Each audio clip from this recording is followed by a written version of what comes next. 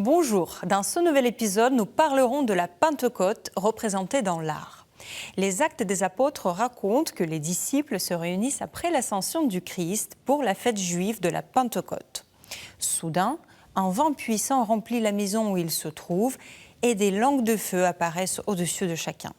Ils sont tous remplis de l'Esprit Saint et bientôt ils peuvent prêcher à des personnes de diverses nationalités et chacun les entend dans sa langue.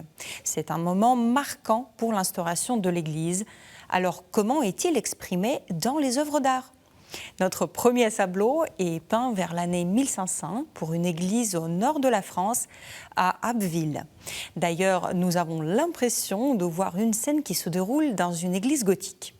Le cadre du tableau imite un arc brisé et des sculptures peintes en trompe-l'œil. À l'intérieur, les apôtres et la Vierge Marie, car elle est aussi présente, remplissent l'espace. Les peintres français ne maîtrisent pas encore la perspective linéaire à la fin du XVe siècle. La profondeur est donc suggérée par des personnages empilés les uns sur les autres, un peu comme s'ils étaient sur une étagère. Marie, avec quelques apôtres, sont assis au premier plan, alors que les autres sont disposés légèrement au-dessus de leur tête. Les disciples semblent être au nombre de 11, alors que selon le texte biblique, Matthias a été tiré au sort pour remplacer Judas.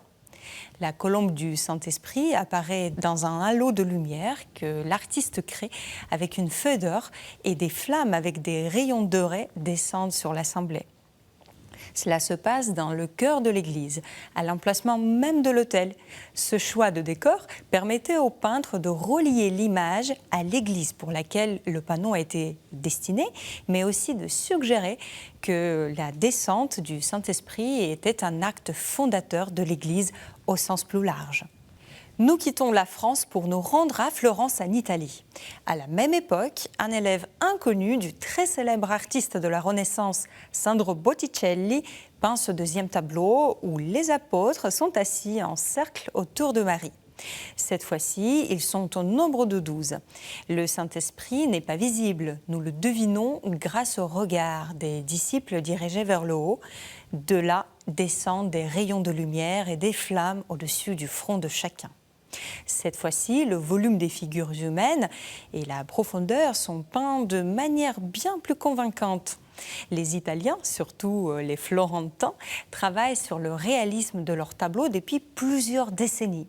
Certes, notre peintre, bien qu'élève de Botticelli, ne maîtrise pas encore parfaitement la perspective, mais il arrive à donner une présence physique et de l'épaisseur aux personnages qui n'étaient pas encore au rendez-vous dans le tableau d'Abbeville.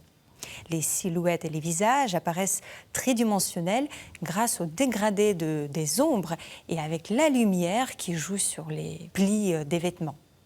L'accent est mis sur les mains, parfois même trop grandes comme celle de Marie, mais cela donne aux figures humaines une grande corporéité. Nous avons devant nous les personnages en chair et en os qui font prendre à l'épisode de la Pentecôte une dimension réaliste. Toutefois, l'image la plus puissante parmi celles que nous venons de découvrir ensemble aujourd'hui n'est pas une peinture, mais une gravure d'un immense artiste de la Renaissance allemande, Albrecht Dürer, génie incontestable des arts graphiques. Les apôtres entourent Marie assise au centre. Ceux qui se trouvent au premier plan tournent le dos au spectateur qui a envie instinctivement de regarder dans la même direction qu'eux, c'est-à-dire vers le ciel. Là, Dürer a laissé une zone de papier complètement blanche. C'est la lumière divine éclatante qui éblouit tous ceux qui sont là et dans laquelle apparaît le Saint-Esprit. Cette étonnante économie des moyens produit un effet captivant, étonnamment puissant que de nombreux tableaux pourraient envier. Comment les peintres arrivent-ils à mettre un accent sur l'importance de la descente de l'Esprit Saint lors de la Pentecôte ? En peignant le décor symbolique d'une église et des rayons d'or en France, en se concentrant sur une matérialité accrue en Italie, enfin par un contraste noir et blanc et une mise en scène puissante et particulièrement efficace chez Albrecht Dürer.